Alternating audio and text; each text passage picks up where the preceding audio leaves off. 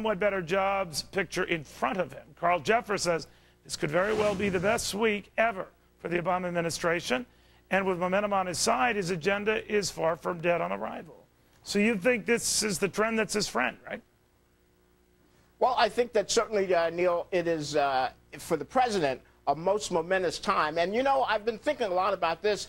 It may be this, first of all, his greatest week ever was the week he defeated Hillary Clinton to get the delegates to win the nomination. But as president, we may look back at this week more in terms of what it does for the legacy of the Obama presidency than what it actually does for his political standing as president. Because I have said all week that this does not lock in the 2012 election. It is not over. He's going to have a serious challenge. But what it does do is enhance his leadership credentials and his ability to go to the American people as an incumbent president running for re-election, which is insurmountable enough as it is most often, unless the economy's bad, and as one with foreign policy and leadership credentials matched against whomever the Republicans put up against him. I definitely think his standing has improved as a military commander with this operation. But it's very tough to take success of the battlefield, in this case, to the domestic front. John Kennedy had a difficult time capitalizing off the Cuban Missile Crisis for domestic legislation that didn't really take off until, sadly, after he was killed. And the same with George Bush Sr., and I could go on and on. So Jimmy Carter, very good recent example of that. So I don't know if it has much staying power. Well, but one thing I would point out, Neil, is that some of those other presidents, the issues that came up before them where they would have liked to have transferred some of that goodwill and bump in the polls because of those military successes were far enough off that there was time for the enthusiasm to recede.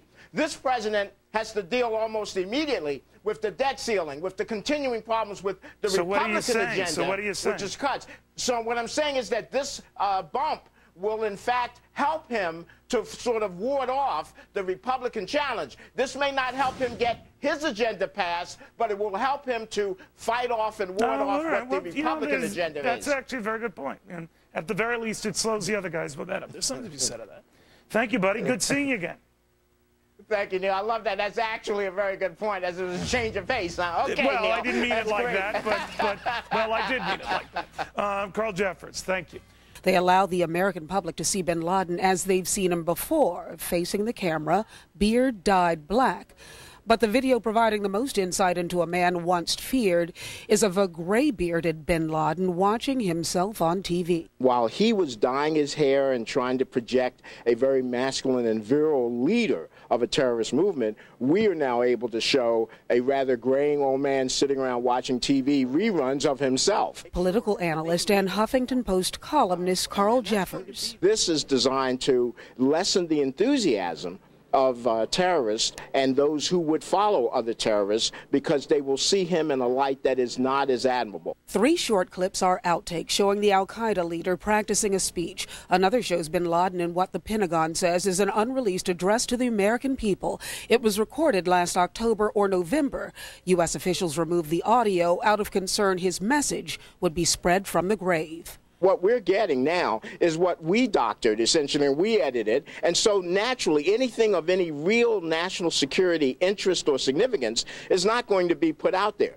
Meanwhile, outside the compound in Pakistan, security forces stand guard and the public reads about the death of Osama bin Laden, a man some now view as a martyr.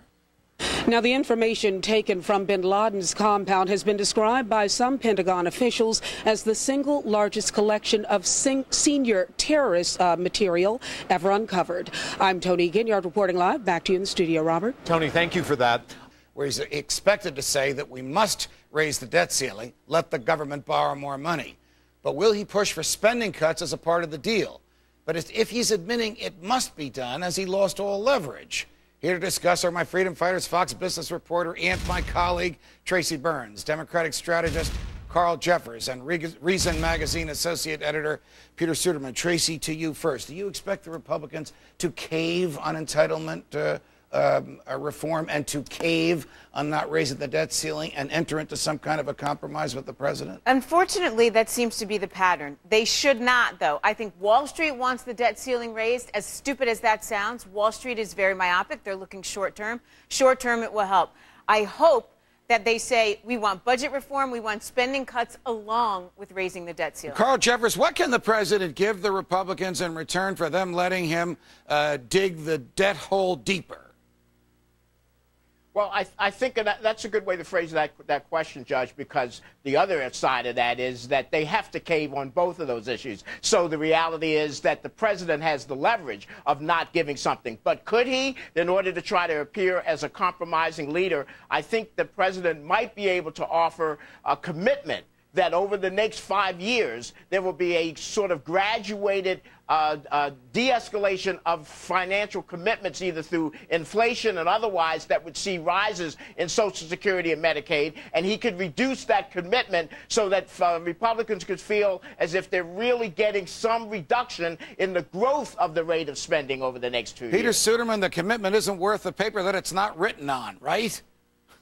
Well, I certainly think that we've seen this administration, try to look like it's fiscally responsible on many occasions. But if you actually go and look at their plans, there's not a lot there. And especially if you compare that with the Republican plans. The Republican plan, the Paul Ryan budget, not at all perfect, has a lot of problems with it, but it's a good start. And the big thing that it does is Paul Ryan's plan seriously overhauls Medicare. And that is the biggest single driver of the long-term federal debt. And if you don't start by taking care of Medicare, you're not really going to get anywhere. I don't see the president actually, going for something like that. I think the Republicans have caved on Medicare already, either because they got a reaction when they went home during the spring break from seniors who were worried that their lifestyles would change. Of course, if they understood the Paul Ryan budget, they would understand that it doesn't affect any of them on Medicare now, but nevertheless, they had that fear. Well, and so I think hang on, Carl, hang on. And so I think the Republicans will cave on that. Is there anything they'll stick to? They're going to cave on the debt, and they're going to cave on Medicare. And they're saying no tax increases. So hopefully they do stick to that.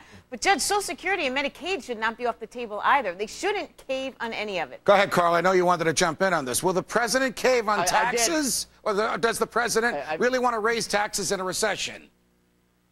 First of all, Judge, I was being patient. That wasn't me jumping in. That was Tracy, but I appreciate getting back in now. Listen, the president, without question, is not going to, in terms of his position, cave on Medicare and Social Security. I think that we all have to sit back and realize that the United States government has created a situation where we absolutely have to be in a deficit spending position, because these entitlements, because of the political tie-in, will never be allowed to get to the level where the funding required is equal to the funding that's coming in. All right, I got it. All right, Peter, I want you to jump in on this before we go to the next topic. Have we, as Carl suggests, created a morass out of which we cannot get except by more borrowing and spending? Or is it possible, morally and physically, to draw a line in the sand and say no more? I think it's absolutely possible to get to a place where we can reform Medicare, reform Medicaid, which we certainly should be looking at, reform Social Security, and get ourselves into a sustainable position. Medicare in particular, not sustainable right now. It's already broken. And I hope that Republicans will stick, to their message and tell people that, because it sure doesn't look to me like Democrats are willing to do so. All right, switching gears, guys. Last week's job report was deemed good, even though the employment rate went higher because there was a better-than-expected increase in private sector jobs. Is all of this proof that all these government jobs are not the engine of the economy? In fact, they are a drag on economic growth, Tracy. Yes, Judge. Not only are they paid more than the occupations in the private sector, but they come with these bloated pensions and benefits that we cannot afford and sustain. And there's so much extra workers in the government that we could use in the private sector, quite frankly. There are jobs, there are opportunities. We should be funding private sector, not government jobs. Does the government take credit for adding government jobs, and does it use that, Carl, as something to boast about when the unemployment rate goes slightly below 9%?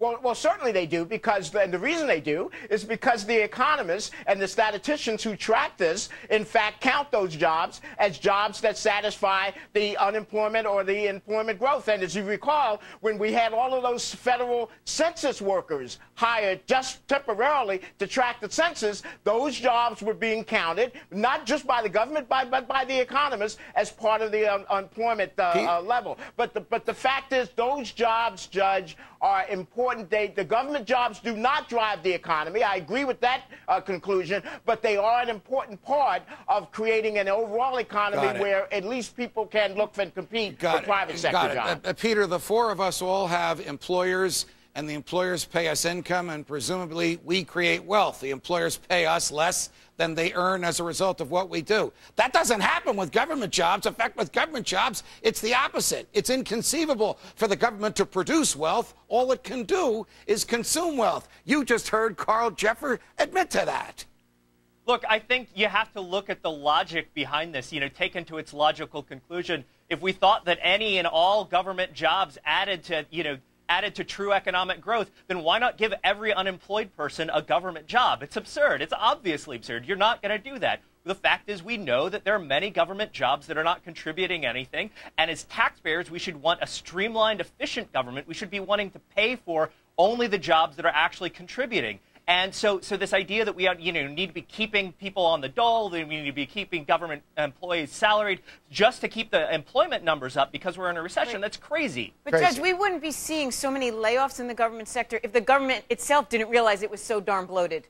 It is bloated. There's three people to do one job. We don't need that. We can't afford it. The Chris Christies of this world see that, but I'm not so sure that the rest of the government does. But Tracy Burns, Carl Jeffers, Peter Suderman, it's a pleasure, guys. Thanks for joining us. The plain truth on the power of the presidency and domestic politics, next.